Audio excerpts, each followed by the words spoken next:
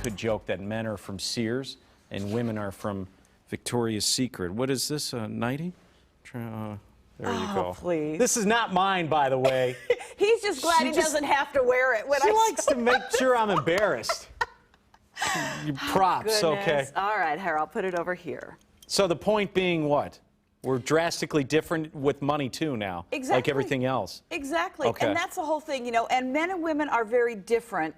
Wrenches, jammies aside, yeah. Research shows us that men like to trade a lot more often than women do. Men also happen to, by the way, get embarrassed if they have to handle lingerie early in the morning, just for what that's worth. Now, men often do more buying and selling. When we look back at the recession of '08, for instance, men were more likely to sell their stocks at market lows. That comes from research according to Vanguard Mutual Funds. The ladies instead tend to buy and hold, which can often mean lower fees and possibly a better opportunity to take advantage of market rallies. And so men are the more aggressive investors. Yeah, they tend to be more comfortable, Sean, taking more risk with what they own. Plus, that can, you know, work to their advantage, and also there can be a downside to it. Now, let's look at the upside first.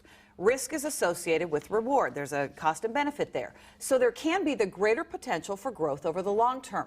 Then on the downside, being overly aggressive with your investments can be devastating when the market's doing flip-flops like it's been doing lately. Whether you're a man or woman, the whole key, I think, is to base your portfolio and your asset allocation on your risk tolerance. And women tend to look at the big picture. Yeah, I think investors, men or women, like to understand what it is they're considering buying. They like to know what their choices are in their 401k plan at work. But studies do show us that women tend to be more holistic. They don't look strictly at performance. They're also interested in the background, for instance, of what they own, the competitive environment, and other factors. And that could be why the National Association of Investors Corporation, which represents investment clubs all across the country, tells us that all female investment clubs have overall achieved greater returns than the all-male clubs.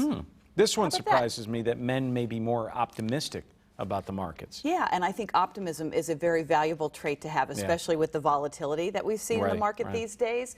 Researchers say that men are more likely to see the silver lining, even in the volatile markets. When it comes to things like key economic indicators and future stock market performance, if you're confident about the future, you're more likely to invest in it and to stay investing, stick with your program, even when times are tough. But here's the thing, Sean, I really don't want to come in this morning and paint with too broad a brush and say, you know, men investors are this way, female investors are this way. Yeah, the whole group. Exactly. We're kind of looking at more generalized traits. I think the whole idea is, though, knowing yourself, how you react emotionally to the market, what you're trying to accomplish your money, knowing your strengths and your weaknesses, and then setting up your long-term investment plan accordingly is going to be the key. But I do think it's kind of interesting that from a very basic level, sometimes there are some differences between the sexes. Yeah, and for example, you give me these tools, assuming that I know what I'm doing with a wrench.